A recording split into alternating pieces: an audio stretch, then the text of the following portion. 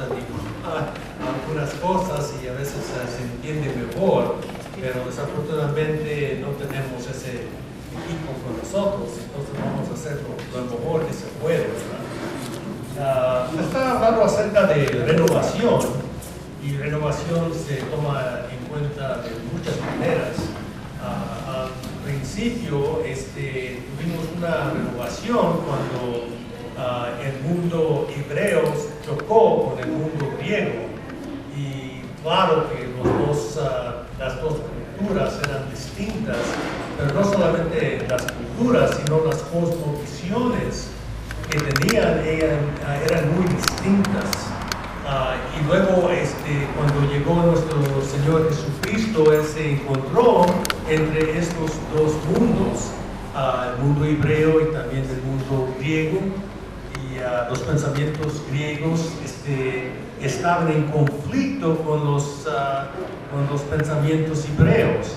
Y así es como nació y como se empezó y desarrolló el Evangelio de nuestro Dios en Cristo Jesús. Entonces no era fácil el Evangelio llegar a la mente griega, porque estaban muchos obstáculos que no permitían que ellos comprendieran lo que era el Evangelio de nuestro Dios. Entonces hubo un gran conflicto, y esa es la razón por algunos de los concilios tempranos que tuvimos en los primeros siglos de la iglesia, y un choque. Vamos a ver eso en unos momentos también, pero no solamente ahí por fin ganó el día la iglesia, pero no duró mucho tiempo cuando otra vez la filosofía griega, la filosofía del mundo occidental empezó de nuevo a tomar fuerza y tomar lugar hasta el día de hoy. Pero entonces queremos nosotros ver cómo estos pensamientos nos afectan en la manera que nosotros pensamos en hacer teología, o empezamos a ver cómo pensar filosóficamente. Y es muy importante porque de nuevo hemos tenido otro choque. Ahora, una de las cosas que Tomás F. Torrance, un teólogo reconocido por nuestra iglesia y por el mundo, muchos escritos que ha hecho, él dio a conocer a la iglesia. No era la primera vez que se trajo este concepto, ya es viejo, pero él lo trajo a la luz de nuevo, y es la lucha contra el dualismo. Y eso es lo que nosotros queremos mirar, cómo es que el pensamiento de hoy, el dualismo nos ha afectado en cómo es que nosotros leemos o comprendemos las escrituras. Entonces vamos a dar lugar, pero para estar seguros que vamos a tener suficiente tiempo para terminar, voy a tener que repasar, o más bien pasar la primera parte. Voy a tratar de volver a ella, porque es bastante interesante, pero temo que no voy a poder acabar la segunda parte si es que nos metemos en esto, ¿verdad? Entonces le voy a pedir a nuestro hermano que si él puede mover todo hasta la parte segunda. Son como unos 4 o 5 slides, ¿verdad? Láminas. Sí, está ahí. Y aquí vamos a ver los desafíos de apologética temprana contra el pensamiento dualista. Entonces queremos primero ver cómo es ese problema en cual se metió la iglesia en su proclamación del Evangelio, y específicamente la encarnación, y cómo es que luchó con el pueblo griego para poder cambiar esos razonamientos y, para decirlo de esta manera, enderecerlos junto con lo que es la cosmovisión que Dios mismo quiere dar a su pueblo, ¿verdad? Y no solamente al pueblo, sino a toda la humanidad. Entonces vamos a tratar de mirar aquello. Entonces vamos a la primera lámina.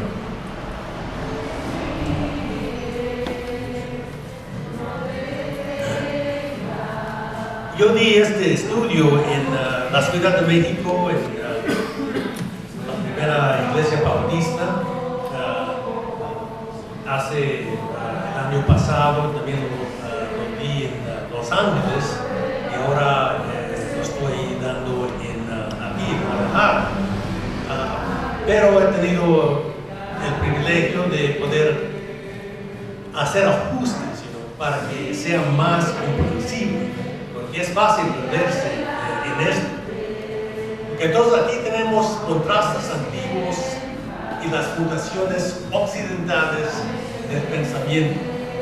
Entonces queremos nosotros definir el dualismo. ¿De qué estamos nosotros hablando, verdad? Entonces aquí tenemos el dualismo, la división de la realidad en dos esferas incompatibles de ser. La división de la realidad en dos esferas incompatibles de ser. Esto puede ser cosmológica o epistemológica. Se diferencia de una dualidad, dos partes que se pueden distinguir, no como realidades separadas en sí mismas, sino perteneciendo a una misma, ¿qué dice ahí? Entidad holística. Y voy a dar algunos ejemplos. Así es como escribe T.F. Torrance. Esto no es de él, pero cuando yo tuve que leer y hacer todo esto, también salió igual, y hay que explicar todo para. Entonces la cosa es que lo que se está diciendo aquí es que queremos nosotros hablar del budismo en dos partes.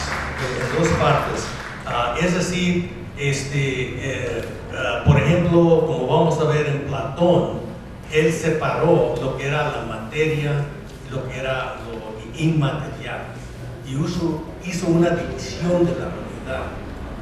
Entonces eso es lo que nosotros vamos a ver. En nuestros tiempos más modernos, vamos a ver que el espacio y el tiempo, cuando vemos el espacio y el tiempo, en los tiempos científicos del siglo XVIII y XIX, se pensaban que estos dos estaban separados, el espacio y el tiempo. Incluso hoy en día muchas personas todavía piensan que es diferente. Vamos a ver eso más adelante. También al mismo tiempo, entre la mente y el mundo, que hay una separación en lo que nosotros percibimos y lo que es la realidad. Hay una separación, una barrera entre esas dos cosas. Y eso lo vamos a ver, como digo, más adelante, aún más. Pero eso es parte de lo que nosotros queremos ver. Ahora, también cuando cosas son una dualidad, hay un ejemplo. Tenemos macho y hembra, pero son diferentes y es una dualidad, pero en realidad no son entidades opuestas o diferentes, sino son parte de la humanidad. Holísticamente se pueden ver, pero no están separados. O si yo digo, mira, yo puedo distinguir entre la cabeza de nuestro hermano Sainz y su cuerpo, pero ¿qué pasa si los separo?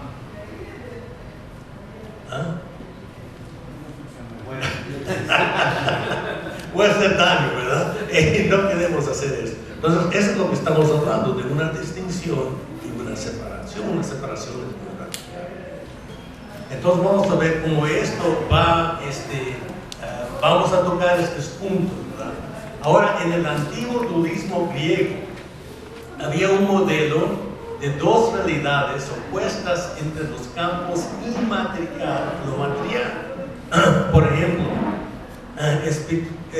espíritu, materia, incompatibles de Platón o platonismo. Y es decir, que él tenía una teoría de ideas que vamos a ver en un poquito de tiempo. Y esa idea de teorías hacía una drástica distinción en lo que era la realidad. Y vamos nosotros a ver esto.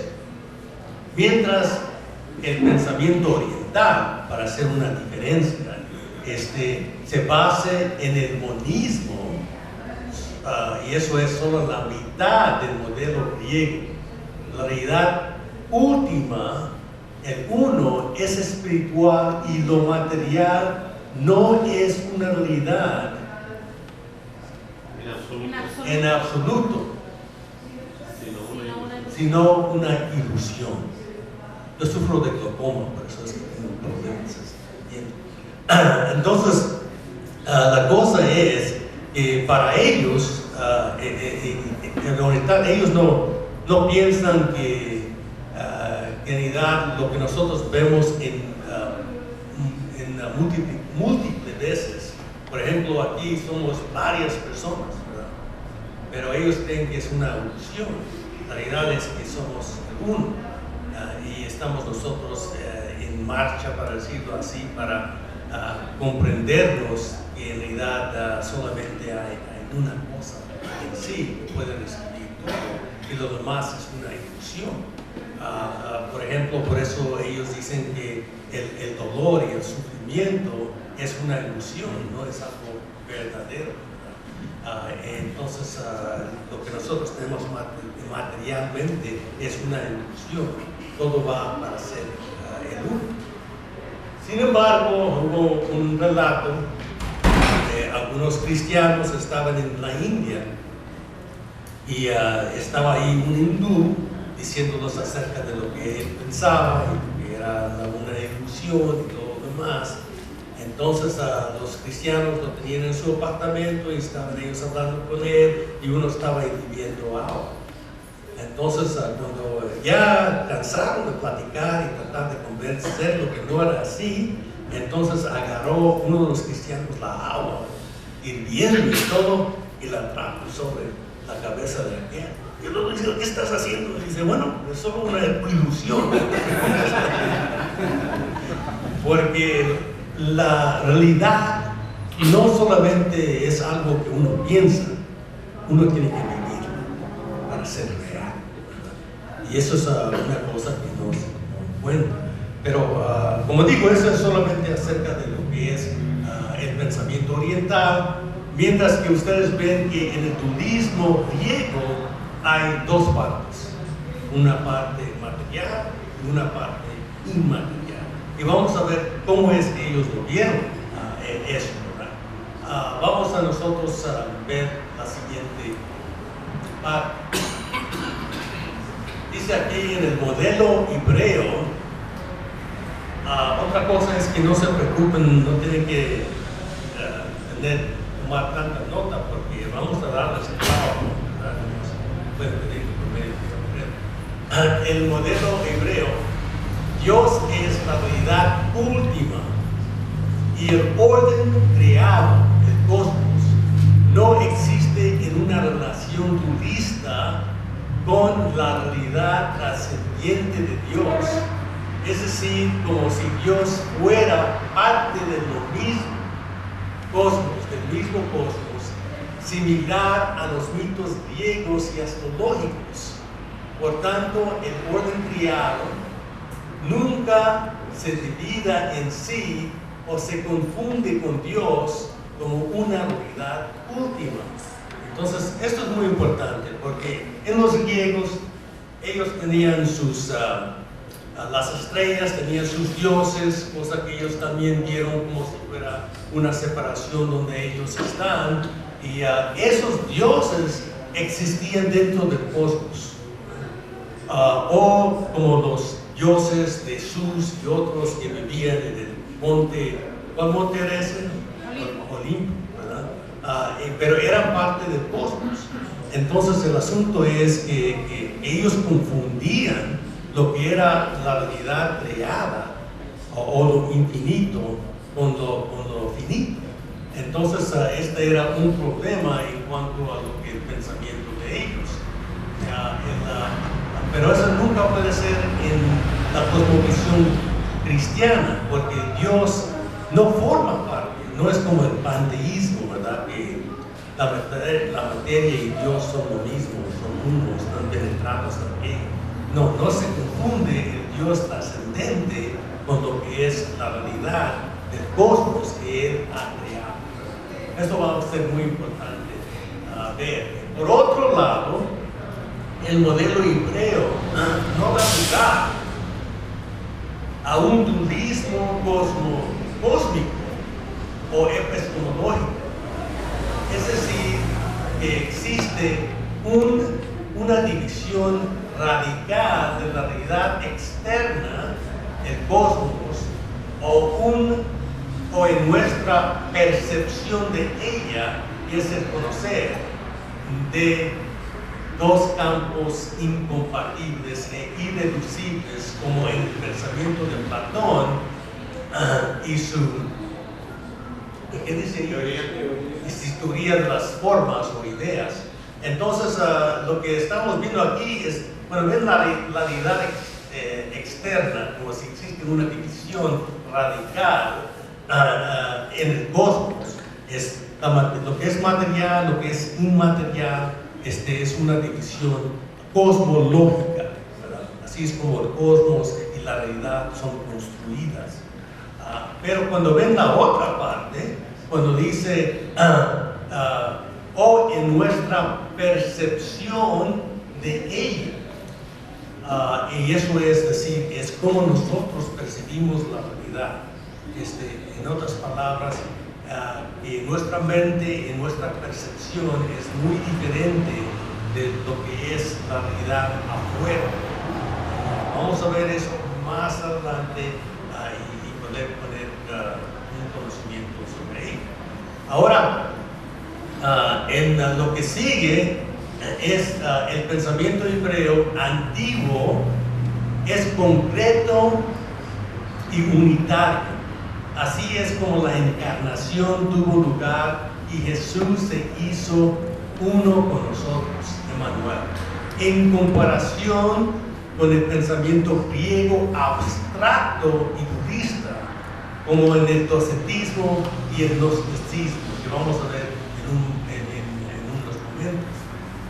Pero eso es muy importante de ver, porque en la cosmovisión hebrea, la creación es algo bueno, la material es algo que proviene lo material de Dios.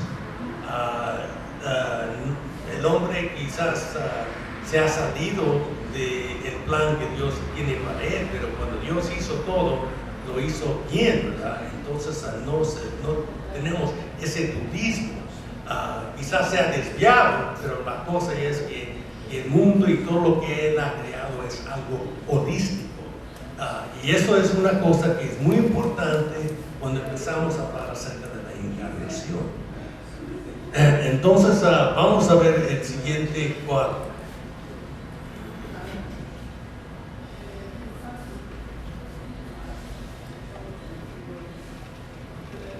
Vamos a ver que en el pensamiento griego, la materia es incompatible y opuesta,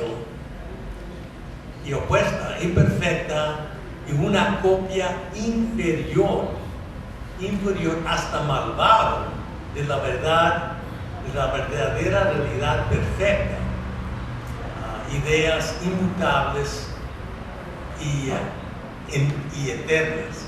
Eso sí, ese debe ser lo que es la realidad. En otras palabras, lo que hizo Platón pensó que todo lo que era eterno, todo lo que era inmutable, todo lo que era perfecto, eran cosas que existían afuera de la materia, era lo inmaterial. Y lo material solamente era una copia de la verdad, era inferior. En realidad, aún se pensaba que era una obra de mala reflexión de lo que era la perfección que estaba en los cielos.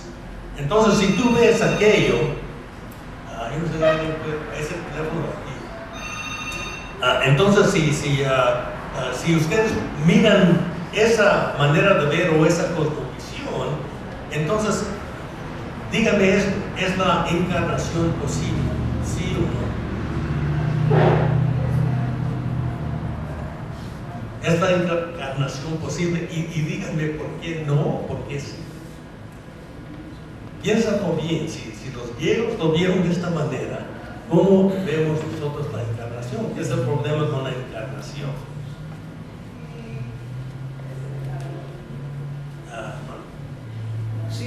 Si nos basamos en ese pensamiento, la encarnación no pudo haber tenido lugar, porque son mundos separados, ¿sí? De acuerdo a como es el pensamiento griego, son separados, por lo tanto ninguno puede introducirse en el otro. ¿Cómo es que Dios puede y hacerse algo inferior, una copia? Eso no se Algo hace imperfecto. Ese sería tomando un Dios perfecto y haciéndolo imperfecto. Es un contraste radical, no puede ser. Esa era una lucha que tenían porque ellos no podían aceptar, ¿verdad?, lo que era la proclamación del verdadero evangelio.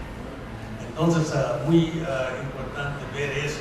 Ahora, en el pensamiento judeo cristiano, Dios escoge libremente para interactuar con su creación. El orden creado es bueno, no es intrínsecamente malo, aunque marcado por la caída, ¿verdad? Entonces quizás está marcado por la caída, pero en realidad no lo hizo así. El pensamiento judío cristiano es algo en cual vemos que todo lo que Dios ha hecho es bueno, ¿verdad?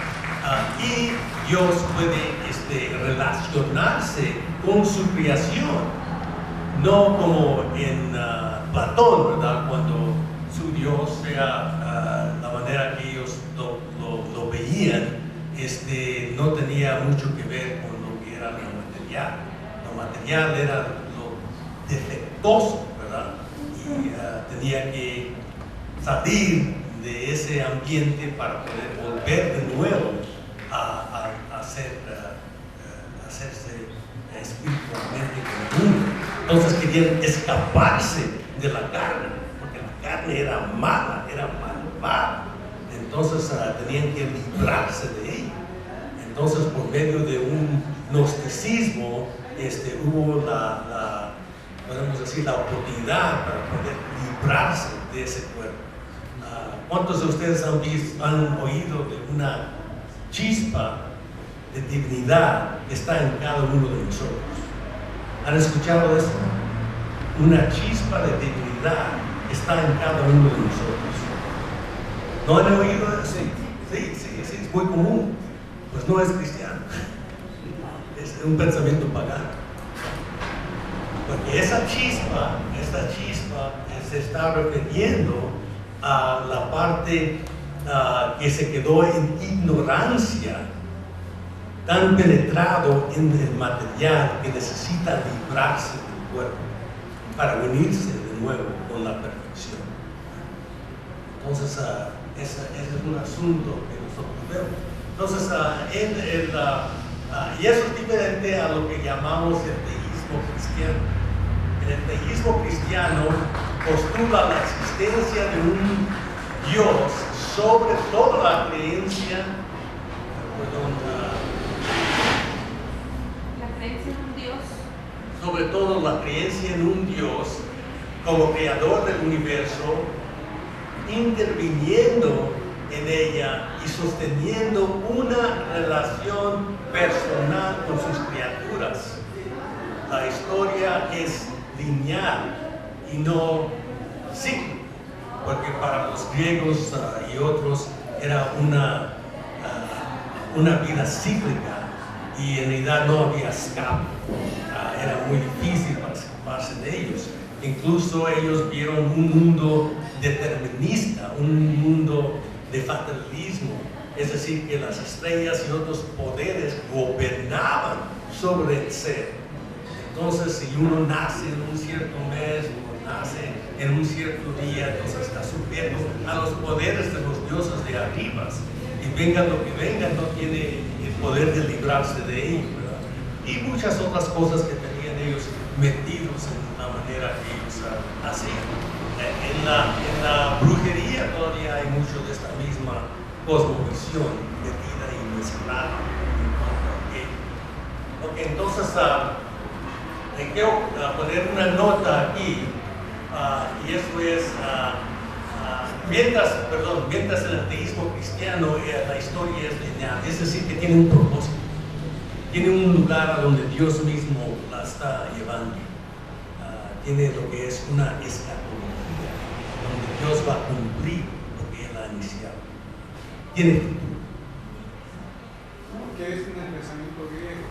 Lo que ellos pensaban era una ilusión, porque no había comunión con su Dios y no había respuesta.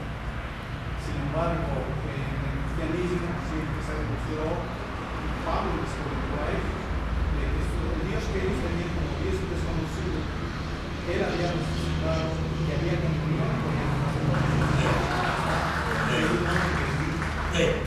Y esa es la razón por cual, porque en Atenas, ¿te acuerdas que la mayoría de ellos se fueron, verdad? Sí, sí. Te vimos en otra ocasión. ¿Y por qué? Porque tenían esta filosofía griega. ¿Cómo es que se resurrección? ¿Cómo el cuerpo va a resurgir? Algo malvado, algo corrupto. Como digo, ese era el pensamiento de ellos. Era muy difícil quebrar eso. Entonces, pero quiero que nosotros vemos una nota. Dice, en la encarnación, la segunda persona de la Trinidad asumió carne, es decir, se hizo hombre, tomó una naturaleza humana. Y esto es muy importante. Pero no se hizo un tertium quid. ¿Qué es eso? ¿Qué es un tertium quid? Es latín.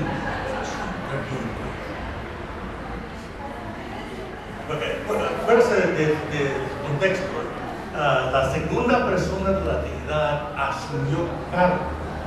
Se hizo hombre, pero no un tertium quid.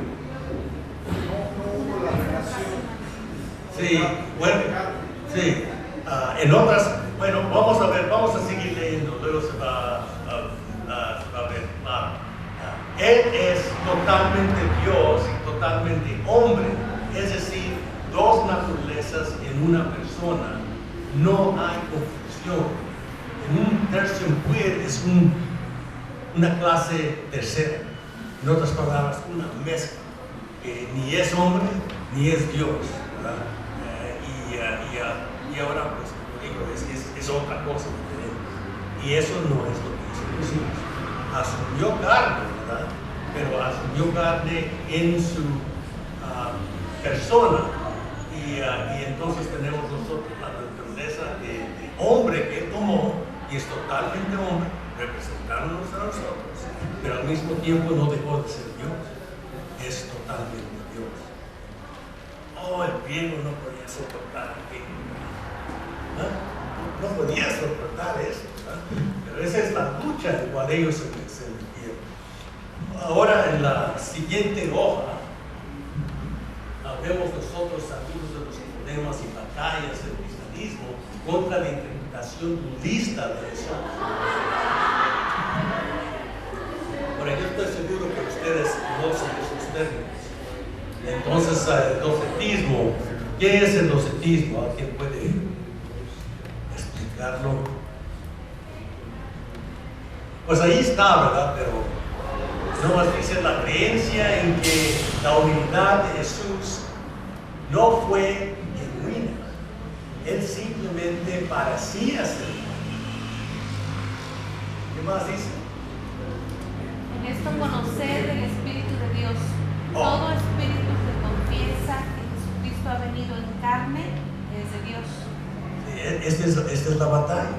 Esta es la batalla, porque habían unos que decían que no era posible que Jesús vino en la carne, porque la carne es malvada, es una copia, es inferior, y cómo es que se puede unir lo perfecto con lo imperfecto. Y esa era la mente de ellos. Pero Juan combatió lo que era el docetismo, ¿verdad? En cuanto a él diciendo que hay que confesar que vino en la carne. O sea que nomás tenía la apariencia humana, pero no era. Sí, viene del griego dokeo, que quiere decir apariencia. Entonces era alguien que solamente se vio, ¿verdad? Pero en realidad no era humano, era como un espíritu. Sí. entonces es una cosa que vemos en el gnosticismo. Okay, la otra era el gnosticismo, que es un poco diferente, pero similar. La postura era del gnosticismo muy en pie en el segundo siglo, el segundo y tercer siglo. Dice conocimiento esotérico,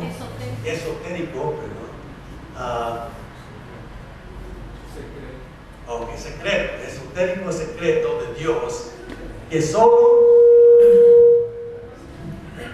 los iniciados puedan recibir.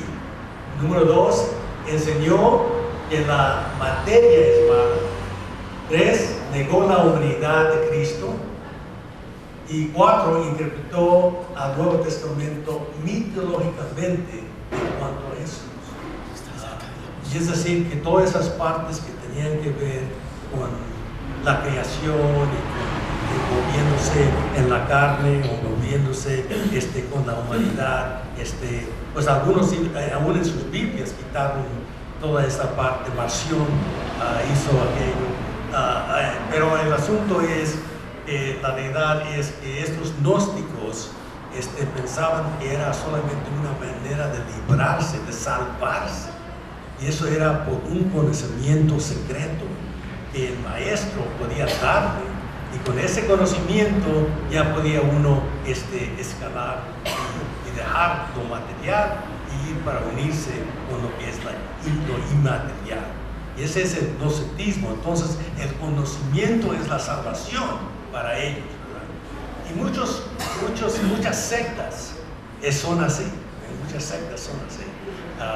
Éramos los únicos, solamente nuestra doctrina puede salvar. La Iglesia de Dios Universal, la cual nosotros algunos fuimos partes de ella, era así, ¿sí o no? Sí.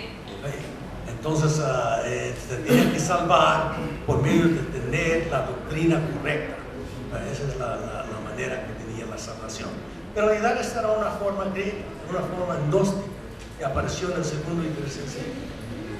Entonces, luego también la otra batalla que tuvieron eran con el arianismo, ¿verdad? El arianismo postula a la persona de Cristo como el más alto ser creado. Y era similar en naturaleza a Dios, pero no la misma como Dios.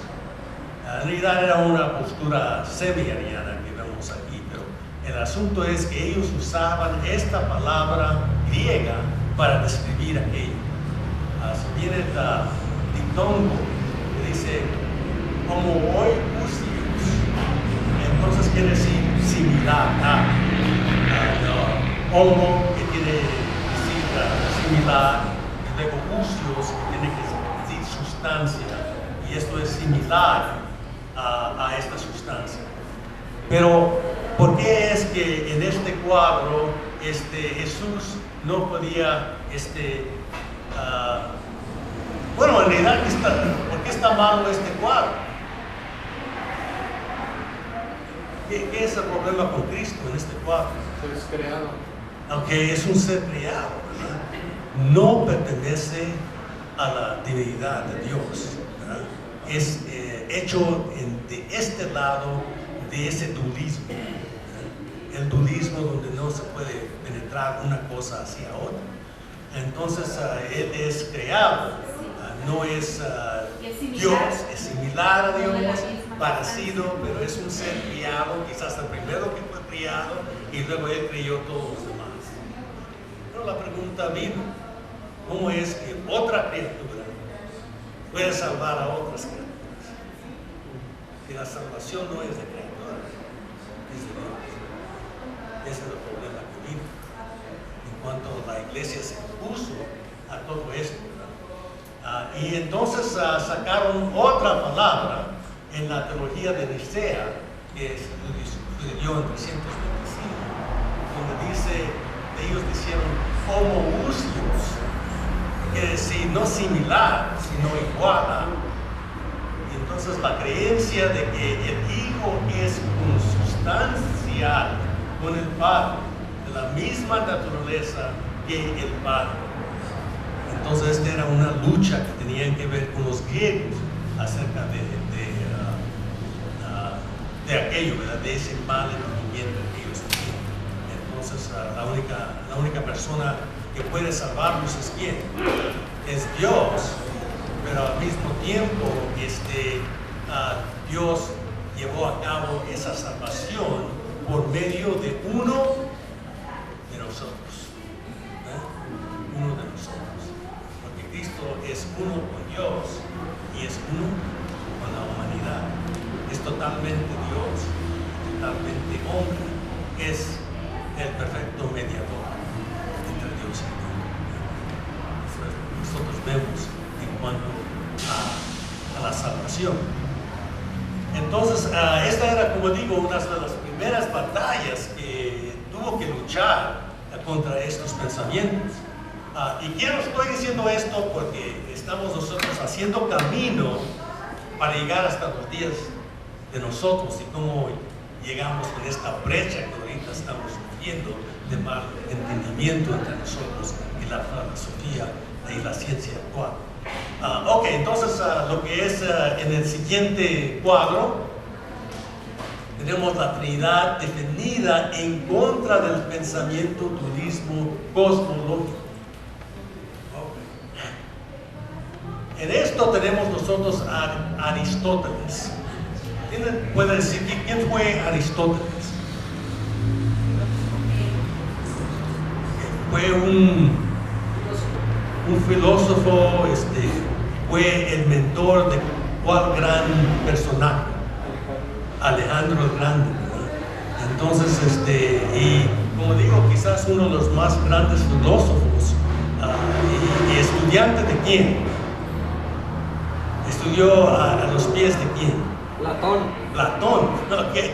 Entonces vemos que viene con buenas cualificaciones, ¿verdad? Pero Aristóteles hasta el día de hoy influye bastante. Pero describe a Dios como el primer motor inmovible, como perfectamente bello, indivisible y contemplando solo la contemplación perfecta.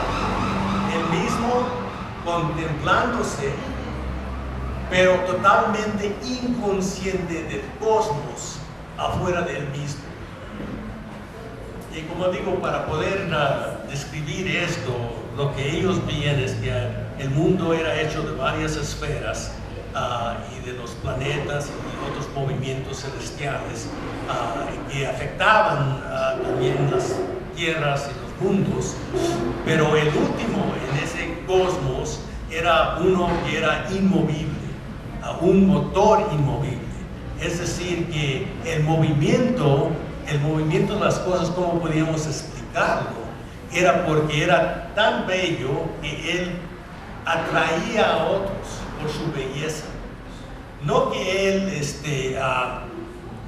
iba a mover cosas o meterse o involucrarse con nosotros. No, era muy perfecto para hacer eso. Entonces, lo que él, por su belleza, atraía, y cuando otros lo vieron, se movieron. Y luego otros se movieron. Y otros se movieron. Y había un movimiento hasta que llegamos hasta aquí a los movimientos de la Tierra, ¿verdad? Entonces, esto era la explicación. Pero, como ustedes ven, es un Dios que no se envuelve, no se involucra con la humanidad.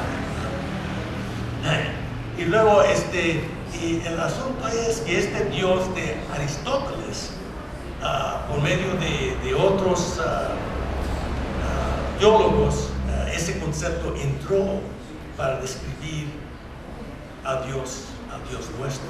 Eso también vamos a ver más adelante cómo llegó a afectarnos.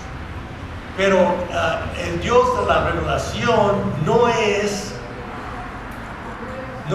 un ser filosóficamente necesario o algo estático,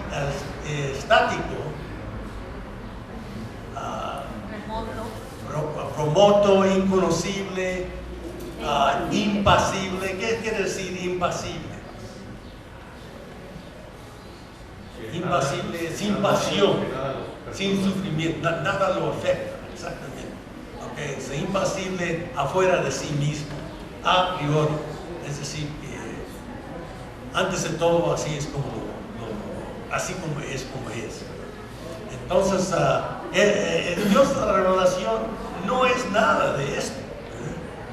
Sin embargo, muchos conceptos que después se lleva a cabo para descubrir a Dios son prestados de esta misma filosofía. Okay, entonces el Dios de las Escrituras es amor y en sí mismo es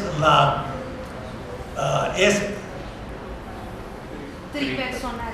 No, tripersonal, relacional, activo y dinámico.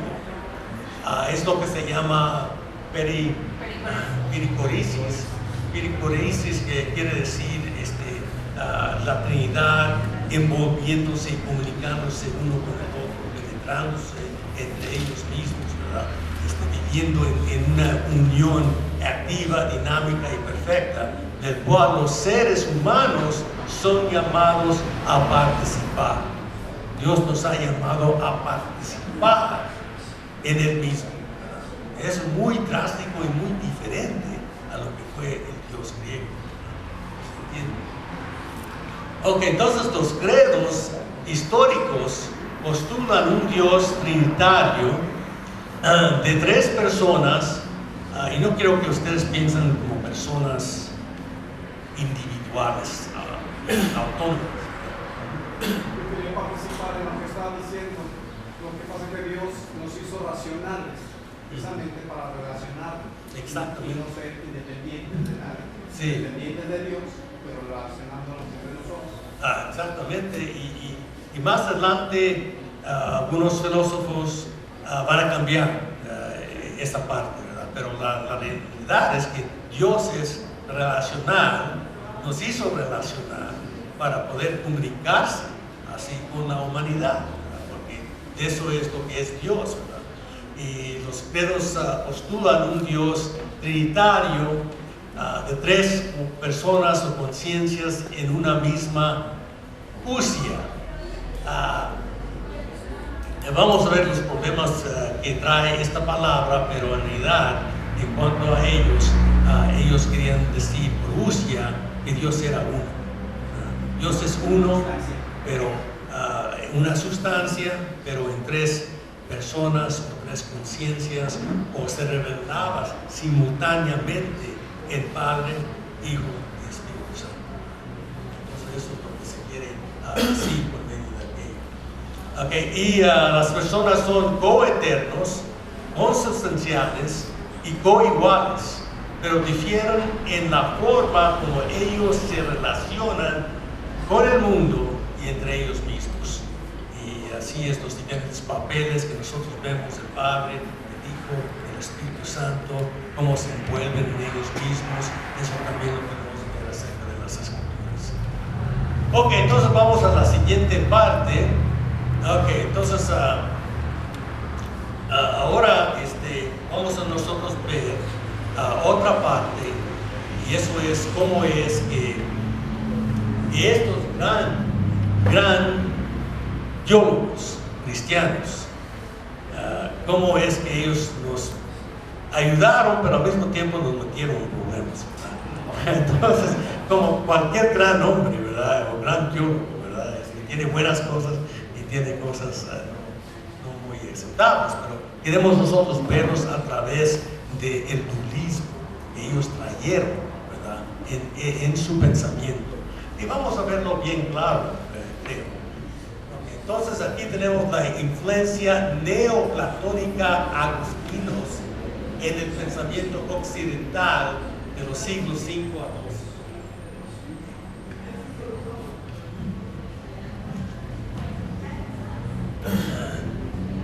Y vamos a ver a Agustín en su antropología. Estaba firmemente platónico, insistiendo en la superioridad de la alma sobre e independiente del cuerpo, una dualidad radical. Y esto fue bien marcado en la obra de Agustín, como nosotros vamos a ver. El cuerpo como inferior al alma llevó al dualismo de lo espiritual sobre lo material y a valorar una vida de negación a lo transitorio y sensual, los placeres de la vida del cuerpo terrestre. El éxito de la vida cristiana es la purificación del cuerpo y el alcance de la pureza espiritual. Y esto es muy marcado en la religión, en la iglesia católica, a veces en nuestras iglesias, cuando uno desprecia el cuerpo o el gozo. Yo sabía en una secta que yo pertenecía, no querían que uno jugara el fútbol, o no querían que uno se gozara en las playas o cosas así, o tenían que tener unos ciertos vestimientos casi como los musulmanes, las mujeres, tobillo y todo lo demás. Eran cosas donde ellos despreciaban el cuerpo, ¿verdad?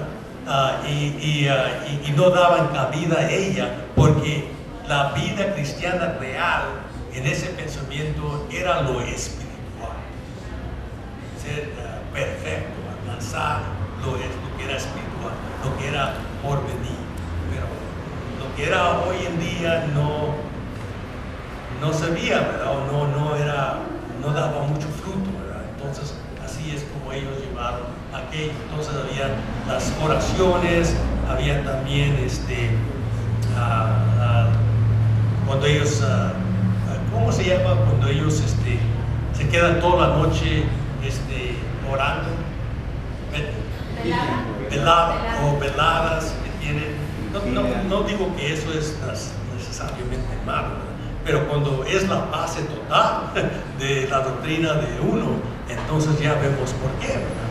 Entonces eso era lo que era, de no apreciar nada, de los placeres, ¿verdad? Eso era anatema, ¿verdad? En cuanto a Agustín. Entonces el dualismo cosmológico se encuentra también en la obra de La Ciudad de Dios. Yo no sé cuántos han leído La Ciudad de Dios, pero ahí el tema tiene que ver con la ciudad de Dios y la ciudad del hombre. Y la ciudad de Dios tiene que ver con todo lo espiritual, ¿verdad? Todo lo que tiene que ver con los que han aceptado una vida de negación del cuerpo y vivir espiritualmente solamente para Dios. Y luego el otro es el mundo terrestrial, ¿verdad? Del hombre malo, o vago, o infiel, o lo que tú quieres pintar, ¿verdad? Era aquello, y ese era el dualismo que se encuentra en la obra. Y su influencia en la Edad Media en cuanto a la iglesia y el reino. ¿Se acuerdan que en ese cuadro y durante esos siglos se veía que el reino era la iglesia misma? Y la autoridad más grande era la autoridad más grande reconocida como espiritual. ¿Cuál era? El Papa, ¿verdad? A lo menos en el oeste. Y el Papa gobernaba sobre los otros reinos. Y aún tenía él el poder sobre los ejércitos para defender y atacar y gobernar todas las personas, y nadie podía decirle que estaba mal o que estaba en error, porque esto viene de lo espiritual, de lo alto, ¿verdad? Y todos los demás reinos están sujetos a él y tienen que pagarles tributos, ¿verdad? Y esto es lo que sucedió porque había dualismo que no se, como digo, que no se entendió y en realidad se llevó a cabo de una manera que no era cristiana. Y la última cosa era la partida de inicio en la Trinidad. Uno puede empezar cuando pregunta acerca de Dios con dos preguntas, sea una o o sea la otra.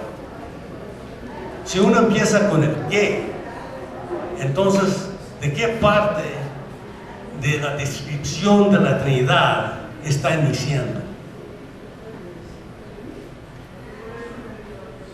¿Por qué parte de la descripción de la Trinidad está uno buscando? Si Dios es tres personas en una qué, en una usia, en una sustancia, entonces el enfoque es sobre la sustancia. ¿Qué es esa sustancia? ¿Cómo podemos describirla? ¿De qué se trata? Y ahí es donde entró el Dios de Aristóteles, por esa avenida. Casi como una cuarta parte. Hay el Padre, el Hijo, el Espíritu Santo y también la usia. ¿Quién es quién? Y por eso, y así es como Agustín interpretó y decía, los padres del oeste, del occidente, eran diferentes. Ellos orientales, ellos lo hicieron por medio de las personas. ¿Quién es Dios? ¿Quién es el Padre? ¿Quién es el Hijo? ¿Quién es el Espíritu Santo? ¿Quién es? Era personal, era relacional, era de la manera que Dios realmente es, no por una sustancia, un qué, porque eso lleva a una mala interpretación de lo que es Dios mismo. Sí. Sí, en la actualidad si utilizamos las dos preguntas, nos puede dar más idea, algo mejor para interpretar esto. Cuando preguntamos que generalmente nos referimos a las cosas, y las cosas las podemos palpar, nos las podemos poner, clase de ropa, pero ahí nomás se queda, no tiene parte en nosotros, por decirlo así. Pero cuando preguntamos quién, entonces estamos refiriéndonos a las personas, a alguien igual a mí, con quien puedo yo tener una relación simple de amistad o simple de lazos familiares, que esta persona puede introducirse en mí, el pensamiento, el sentimiento, hoy sabemos en espíritu. Pero al decir quién, estamos hablando de alguien igual a mí, que puede tener una relación que Dios lo ha establecido así, porque Él es así también. Relación. Y cuando decimos que son las cosas. Exactamente, de otra manera introducimos un mismo falso. Eso es, hacemos una la sustancia, una cuarta parte de cómo describir a Dios. Y eso nunca fue la intención, ¿verdad? de la usia. La usia se refería al monoteísmo, que Dios es uno, que Dios es unido, ¿verdad? Que Dios es sostenido por medio de la merocoresis, ¿verdad? De lo que es Dios en sí mismo. Ok, entonces, ¿dónde estamos? Ya acabamos con él, y eso nomás quise yo hacerlo para que podamos nosotros dar cuenta de la influencia pesada, ¿verdad? Que ha venido a través de estos tomos. Ok, el otro que nosotros podemos ver aquí, el siguiente es Tomás de Aquino, el budismo de Tomás de Aquino y la filosofía aristotélica en el siglo XIII. Acuérdense de la filosofía que utilizó Agustín. Era el neoplatonismo, es decir, que era básicamente la misma filosofía de Platón, solamente que ya tenía algunos ajustes, algunos cambios que se habían introducido, pero básicamente era la misma filosofía de Platón, ¿verdad? Con un punto de vista cristiano, había cambiado algunos de los diferentes conceptos al cristianismo, pero todavía estaba bajo de mucho de lo que Agustín enseñó, especialmente del budismo, del espíritu del cuerpo. Ahora, en Tomás de Aquino, él toma otro filósofo que se había perdido, pero luego volvió a a salir en lo que se llama, lo que se escribe en Arabia. Se encontraron varios de los diferentes manuscritos de Aristóteles que luego se traducieron al árabe, y luego del árabe otra vez al latín, cosas así. De todas maneras, Aquino escogió a Aristóteles y él dio sus conceptos por él. Aquino ve la razón y la fe como dos formas de conocimiento, Una es razón, cubre lo que podemos saber por la experiencia y la lógica solo. Esa es una avenida. La otra es la fe, cubre solo lo que podamos conocer por la revelación especial de Dios. Esto también es muy común hoy en día, ¿verdad? Porque nosotros decimos, bueno, ¿qué es lo que uno puede conocer por sí mismo? Pues hay muchas cosas que uno puede ver y conocer, y uno de ellos es el Dios de Aristóteles, porque el Dios de Aristóteles solamente usó el razonamiento para llegar a describir lo que era su Dios, ¿verdad? Y como digo, la comunidad cristiana tomó ese modelo. Entonces, por el razonamiento, por la vía negativa, podemos conocer a Dios solo en el sentido de lo que no es, ¿verdad? Entonces, si nosotros decimos es invisible, entonces queremos decir que no es visible. Si tenemos nosotros que Él es cuando decimos que Él es eterno, estamos diciendo que no es transitorio.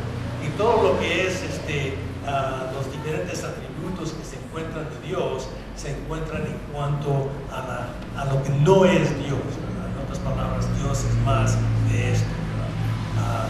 Dios como digo, hay varias diferentes cosas que se puede decir acerca de Dios.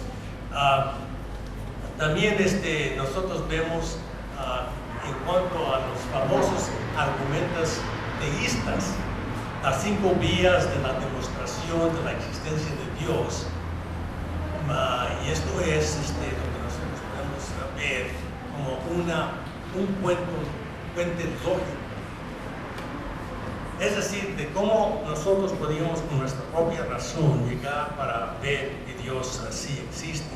Y una de las diferentes bases que usó es, por ejemplo, por contingencia.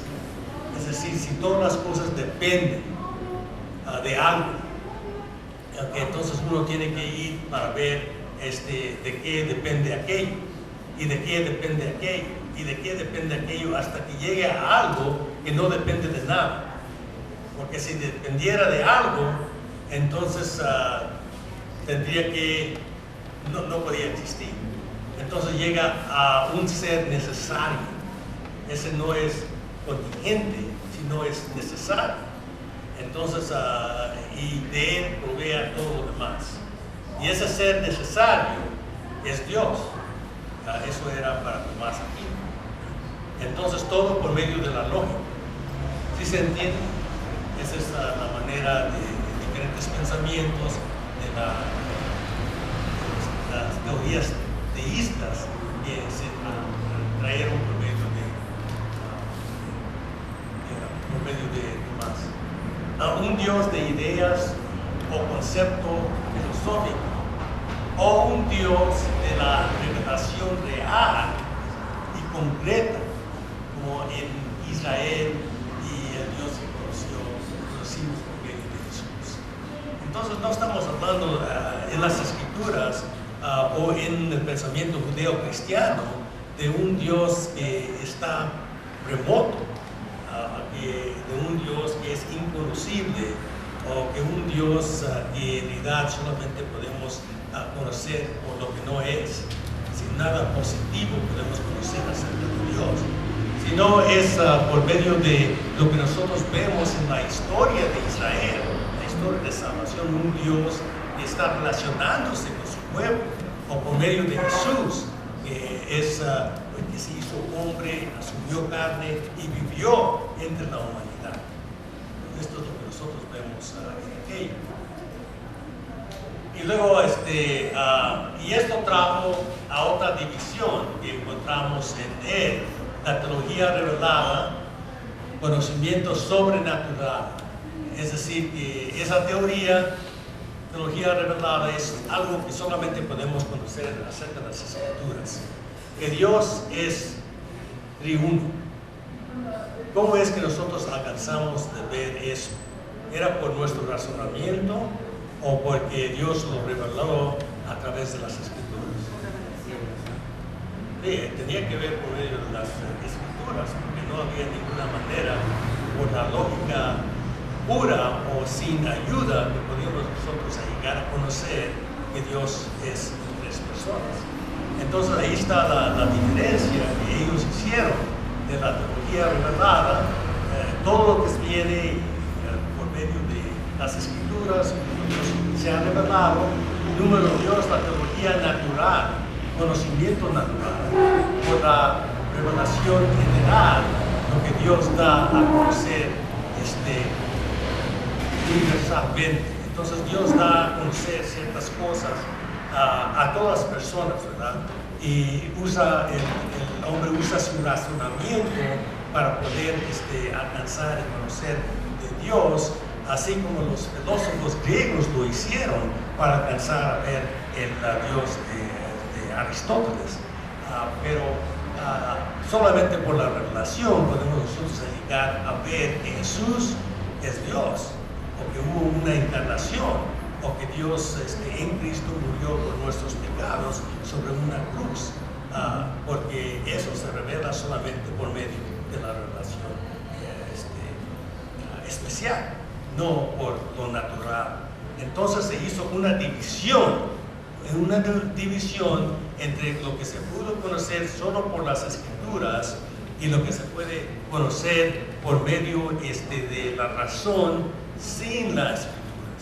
Entonces hizo dos diferentes campos de conocimiento. Claro que algunos campos se ven en ambos, pero en general son campos separados. Ahora esto nos va a llevar a algo bastante drástico más adelante, pero ahorita es, sin querer hacerlo, dio lugar para un dualismo deísta en la era del iluminismo o racionalismo, supuestamente dando luz sobre el positivismo de la Edad Media. Y esto es decir, que estos campos que él empezó a dividir con la teología natural y la teología especial, vienen a traer grandes consecuencias en la siguiente edad del iluminismo. Y eso es lo que nosotros vamos a ver, porque eso es lo que más nos afecta hoy en día, es la siguiente etapa. Pero lo que yo he querido hacer hasta ahorita es poder que ustedes vean el desarrollo, ¿verdad? Desde temprano, con la iglesia temprana y los griegos, por medio de la influencia de Agustín y ahora también Tomás de Aquino, las filosofías que usaron del platonismo, del neoplatonismo, de Aristóteles, todo esto involucrado dentro del pensamiento cristiano. Ok, ¿hay alguna pregunta hasta ahorita sobre lo que estamos haciendo?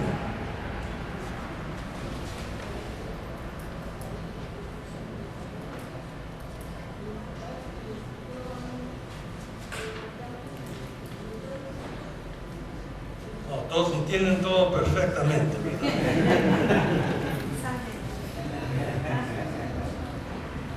Este tipo de cosas afectaron a la iglesia en el primer siglo y nos siguen afectando hoy. ¿Eso es cierto? Sí, es cierto. Es cierto que muchos se quedaron aquí con estos conceptos, incluso quizás todavía llevamos algo de esto en nosotros, pero en su tiempo vieron un fin, y en ese sentido quizás de una manera ayudaron, pero cuando vemos cómo es que el pensamiento budista, cómo nos llega en vez de de dándonos luz y enseñándonos más cómo es la realidad del cual Dios ha hecho, en realidad nos lleva más bien a una oscuridad y una desviación. Y lo vamos a ver bien claro en el siguiente siglo. Una pregunta, usted hace rato mencionó que quizás todavía llevemos algunas de esas cosas con nosotros hoy en día, ¿verdad? Sí. Y podría ser que tengan otros nombres, esos conceptos, otros nombres, otro enfoque, por así decirlo, u otro ángulo de vista. Sí, exactamente. Y como digo, cuando entramos ya en la otra era, que es la era moderna, es la era que más nos afecta a nosotros. Y luego después de la era moderna, pues tenemos la era postmoderna, ¿verdad? Es muy difícil describir exactamente lo que es, pero más que todo la edad postmoderna fue para refutar algunas de las bases equivocadas del modernismo, pero al mismo tiempo también se desvió por otros campos. Pero esto es lo que nosotros queremos ver. Ahorita solamente estoy yo dando una base, un trasfondo, para que cuando nos metemos ahí no nos perdemos. Más que todo, porque si yo empiezo con el otro, no va a hacer mucho sentido, ¿verdad? Y el otro es más difícil de comprender. Entonces, eso es. Pero sí entendieron acerca de la vía negativa, ¿verdad? Porque si decimos que Dios es inmutable, pues no es mutable. Si decimos nosotros que es infinito, pues como digo, no es finito.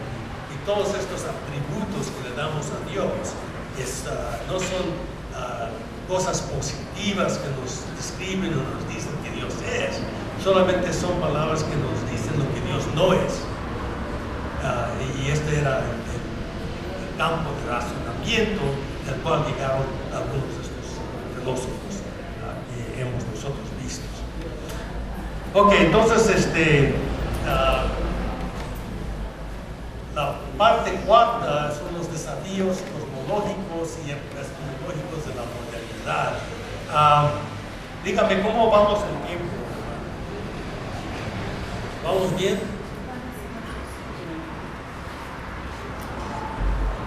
En una hora comemos. Oh, fantástico.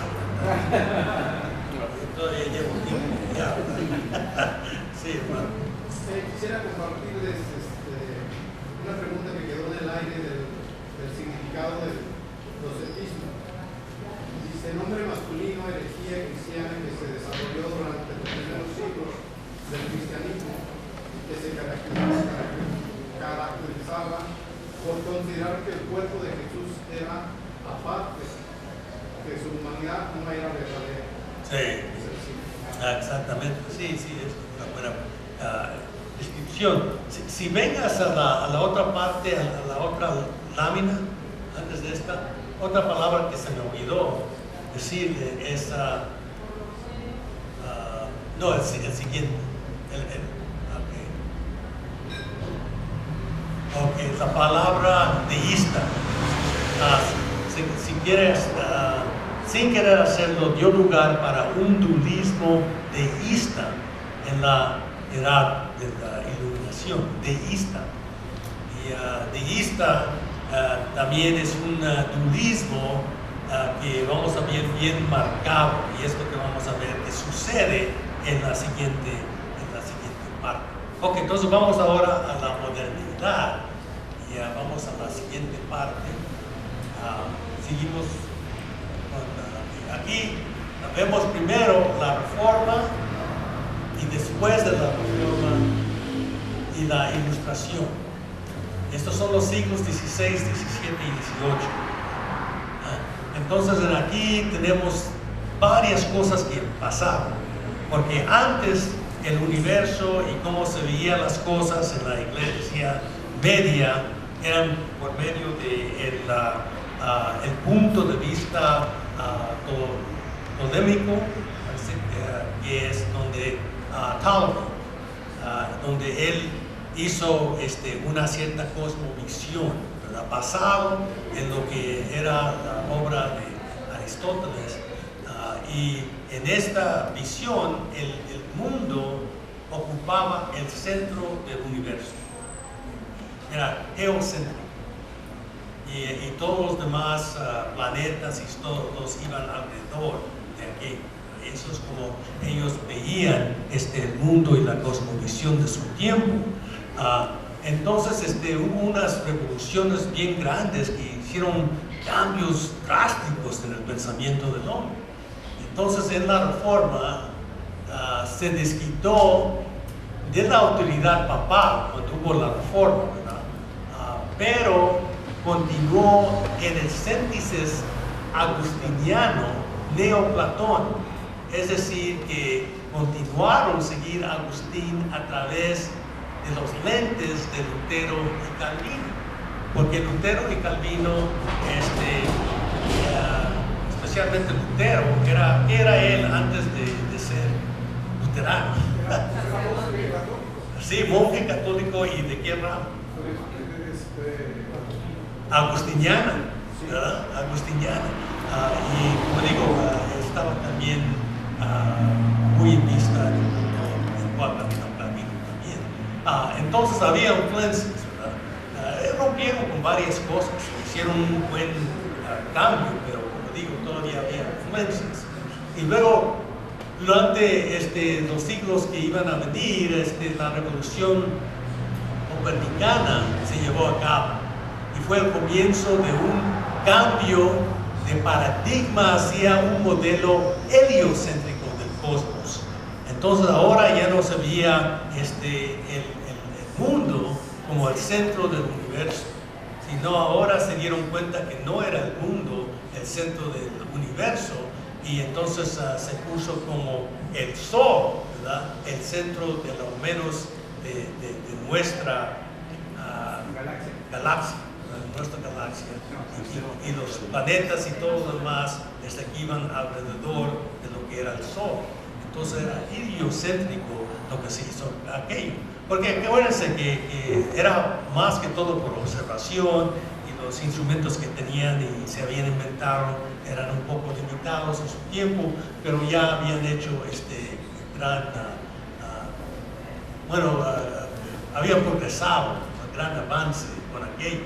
Entonces la Iglesia Católica al principio peleó contra Galileo y contra otros que trajeron estas nuevas ideas, ¿verdad? Hasta que a fin tuvieron que vencerse, porque ya los instrumentos y las diferentes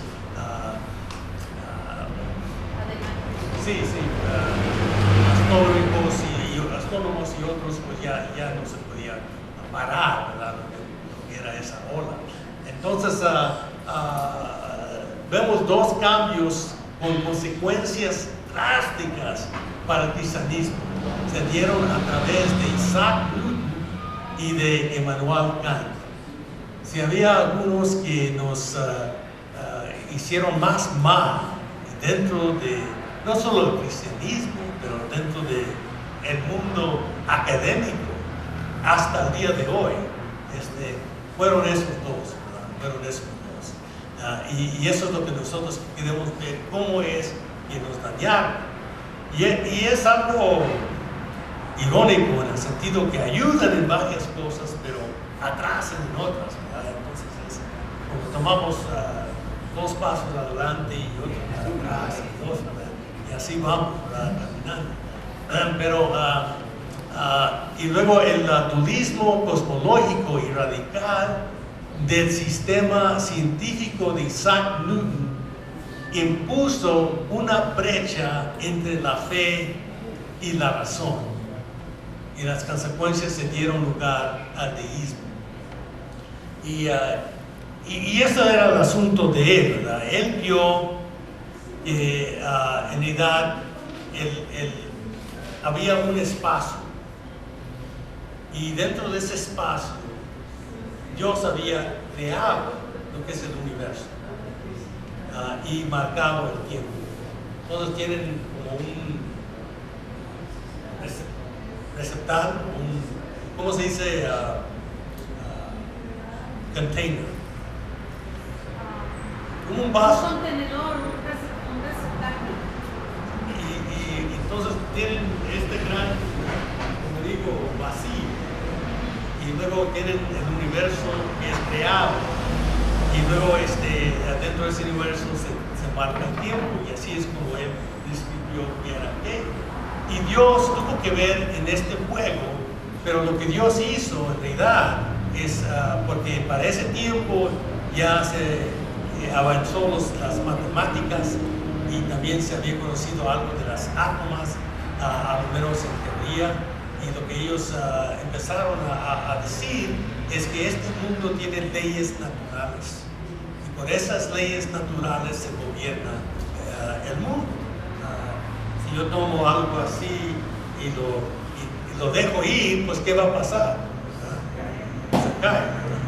Entonces el asunto es que hay leyes naturales que están puestos, que Dios mismo puso en este mundo, y en realidad lo que hizo Dios es una máquina, una gran máquina con gran movimientos de planetas y todo aquello, y nosotros somos sujetos y parte de esa máquina que Dios había hecho. Y este era el mundo del cual trajo Newton.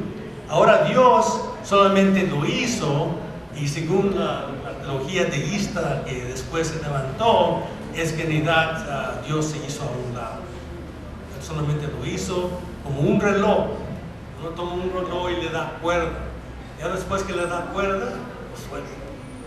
Entonces estamos nosotros viviendo con estas leyes naturales.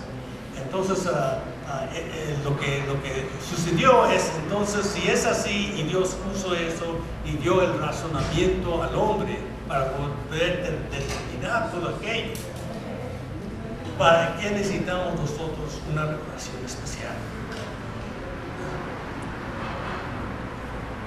En realidad ya podemos nosotros conocer muchas cosas. Nuestra mente ahora, no la teología, ya no era la ciencia, ya no era la reina de las ciencias. La teología ya no era la reina de las ciencias, sino ahora el razonamiento era la reina de las ciencias. Entonces tomó el lugar. Ya sabes cómo se había hecho casi un dualismo entre el pensamiento natural, teológico natural o la teología natural, y también lo que era la revelación especial. Pero se dieron cuenta, bueno, en realidad no necesitamos la revelación especial. Si todo lo que hay en el razonamiento podemos nosotros alcanzar a conocer a quién es Dios y todo lo demás. Entonces así es como se separó aquello, ¿verdad? Entonces cuando vemos eso, vemos las consecuencias que llegaron a un deísmo. En la teología deísta no hay lugar para la posibilidad de milagros, mucho menos la encarnación, por el concepto dualista de la inmutabilidad y la impasibilidad de Dios. Dios no puede cambiar, no es afectado por nada. Dios está allá arriba y no se envuelve o se involucra con la máquina que él ha hecho. Nomás lo hizo correr y ya se fue. Y también en la teoría deísta no hay posibilidad de milagros o la encarnación. ¿Por qué no? ¿Por qué no pueden ser milagros? Dios ya está alejado. Porque por uno él está alejado. Y el mundo está dejado a la maquinaria, a las leyes que lo rigen. No se puede trazar esas leyes, no se pueden romper. Esas leyes son, miren, les enseño de nuevo. Voy a tomar esta, y esta cosa no puede hacer ninguna otra, no tiene otra venida, tiene que caer. No puedo hacer que haga, no puedo romper eso. Y esa es la ley de este mundo de mecanismo en el cual nosotros nos encontramos. Entonces no hay oportunidad por ningún milagro que salga. Eso sería ponerse fuera de la máquina. Y como Dios no está envuelto y ya es un mundo, un cosmos cerrado.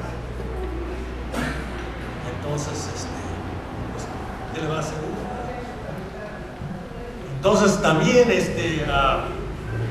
había llegado a punto de decir que si uno conociera las átomas y donde ellos iniciaron y cada causa y efecto que vienen a través de los siglos, uno podía saber no solamente todo el pasado, pero saber todo el futuro. Porque ya que uno echa una máquina en pie, todo lleva al mismo fin. Todo ya está programado. Tú y yo, todo está programado. Entonces eso dio a ver el mundo con esa cosmovisión determinista, que todo determinado. Bueno, como digo, con estos dos hombres, con Newton, ya hemos visto el problema con él, y con Immanuel Kant es peor la cosa. Vamos a ver lo que sigue en la siguiente tabla. Okay, fundamentos epistemológicos del dualismo de la edad moderna.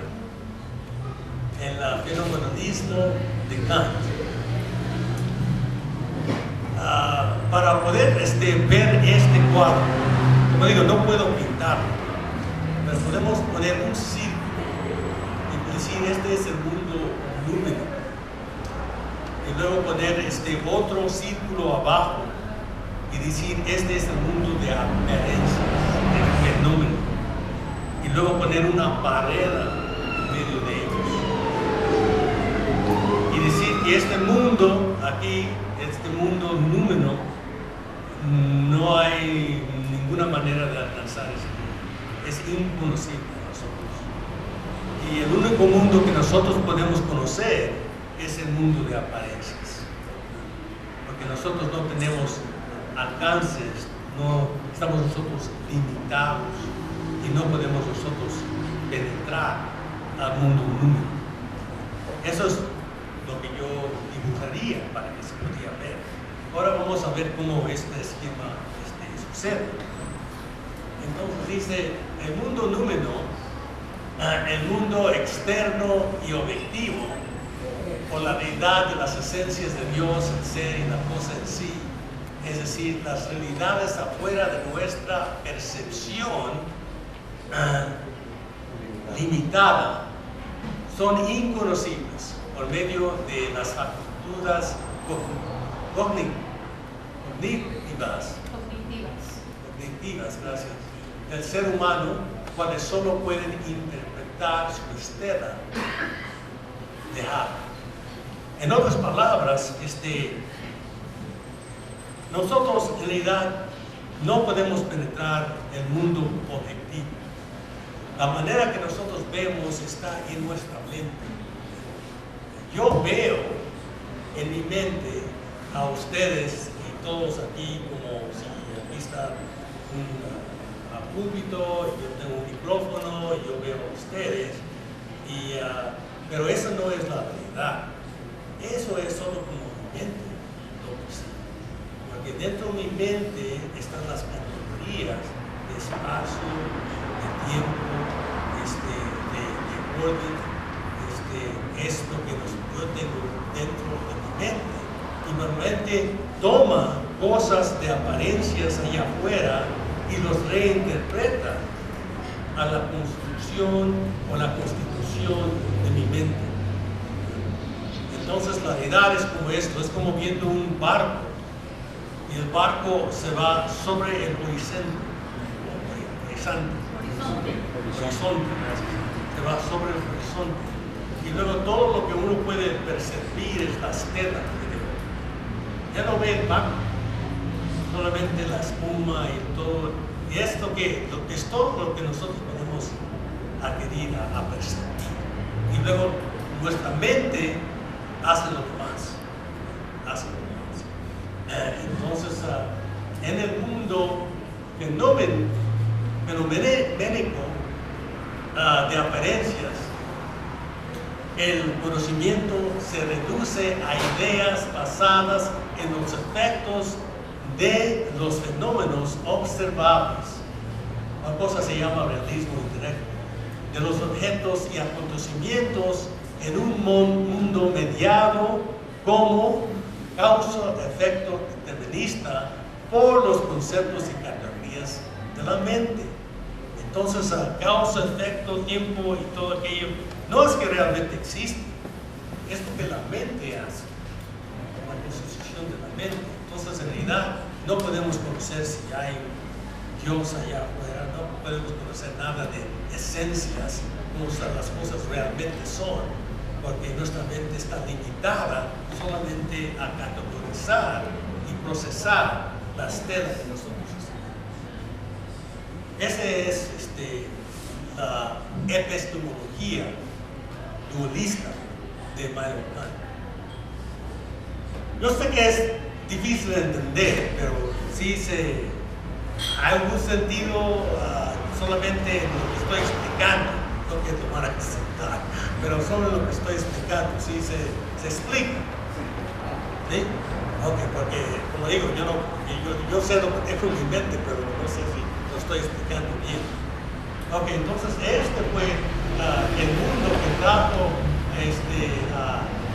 Immanuel Kant, y él lo hizo para dar respuesta a otros filósofos como David Hume y como George Berkeley y otros que tenían ciertos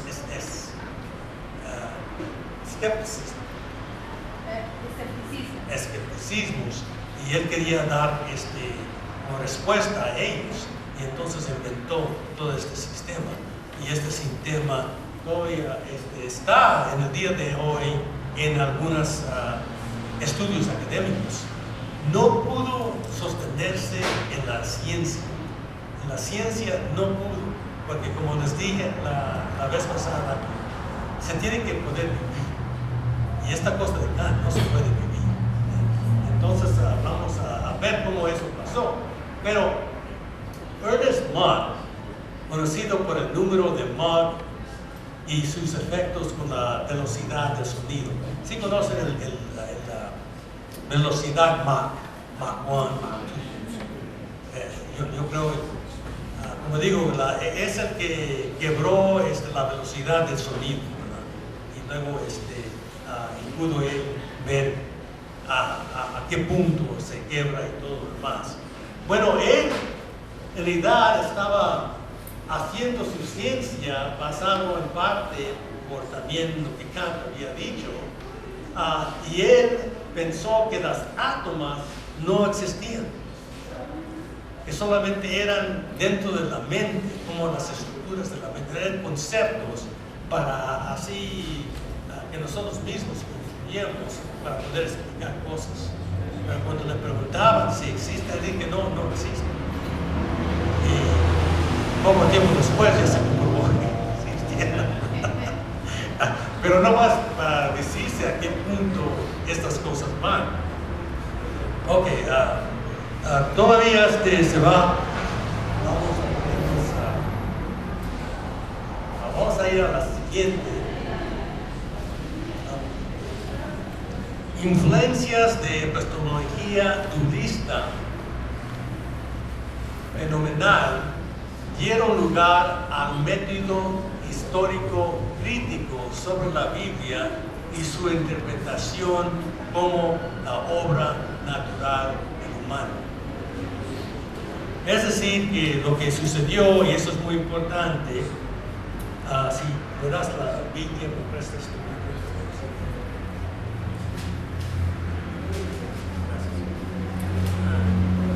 Si yo estoy pensando como Kant, y yo tengo esta Biblia, entonces cuando yo leo la Biblia y leo lo que los escritores de la iglesia, lo que ellos escribieron, y yo la abro para verlo, todo lo que yo estoy viendo es solamente lo que ellos percibieron. No estoy viendo la realidad de la historia, solamente estoy viendo lo que ellos percibieron y cómo ellos producieron a Jesucristo. Cómo es que ellos percibieron, quién sabe cómo realmente fue. Entonces ellos dan estas ideas y las ponen aquí en las escrituras, y todo lo que yo puedo hacer es leer esto, porque en realidad es solamente una obra, es una obra humana, es una obra mecanista, determinista, y solo esto son cosas que percibieron aquellos y la constituyeron dentro de su propia mente. Entonces esta no es la realidad, no se puede conocer el mundo número, mucho menos a Dios, solamente son ideas que sucedieron al hombre.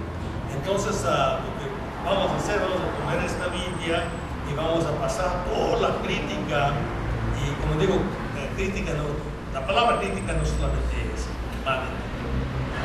una mala manera de verla, crítica, análisis, todo eso. Vamos a analizar bien el libro, vamos a ver sus párrafos, vamos a ver su lenguaje, vamos a estudiar sus palabras. Y ahora lo que tú puedes hacer es tú puedes dar cualquier interpretación que tú quieres dar a estas palabras, porque estas palabras no están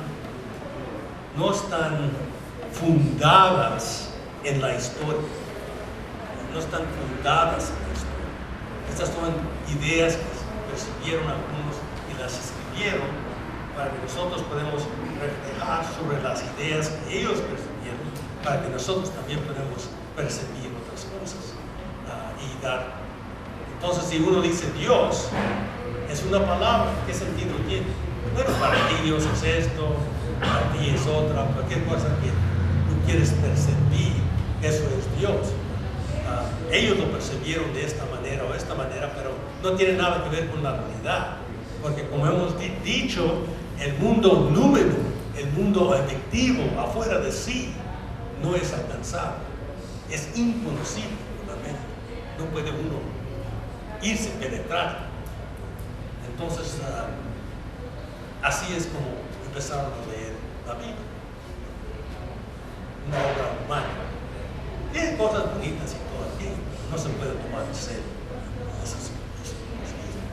Ok, entonces, pero la Reforma lo vio muy diferente. Para la Reforma, estoy hablando de la Iglesia y su Reforma y todo. Para la Reforma, el testimonio interno del Espíritu convence al creyente que las Escrituras son divinamente inspiradas y infalibles en asuntos de la fe y la práctica. Y esto es de Juan Camilo, había escrito algo en cuanto a aquello que ellos tomaron, y la realidad es esta: sí, yo hablo la Biblia, y sí es cierto que hay palabras y hay lenguaje, pero ese lenguaje está fundado en la mera historia que ellos vivieron, en un mundo que sí se puede aprender, que sí se puede percibir, que sí se puede trazar, y no es un mundo cerrado donde Dios no puede penetrar y relacionarse con el hombre. Quizás yo no de abajo puedo alcanzar a Dios, pero ¿quién puede decirme que Dios no me puede alcanzar a mí? Y eso es lo que el Espíritu Santo hace. Y de esa manera es como ellos pudieron saber por una manera objetiva que esta es palabra de Dios. Entonces esa forma se tomó en cuanto al estudio de la Biblia, estudio evangélico de la Biblia, y se siguió. Pero estas dos escuelas y sus ramas de evolución bíblica radicalmente opuestas siguen en pie hasta el día de hoy.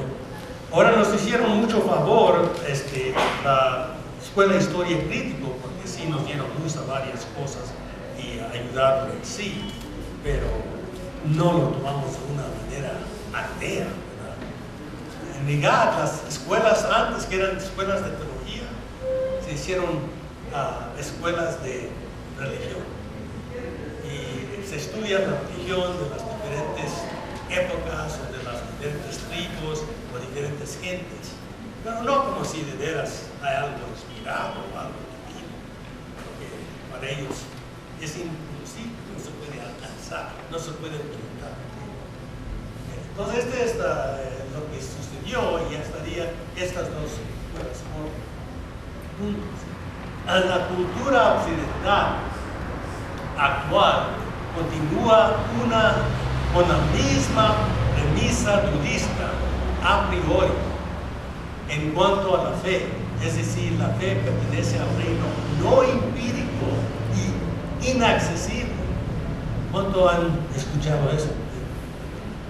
Entonces, ¿qué es lo que hacen? Hacen un mundo, una cosmovisión. Y dentro de esa cosmovisión ponen sus propias reglas. Y dicen, aquí Dios no se puede conocer.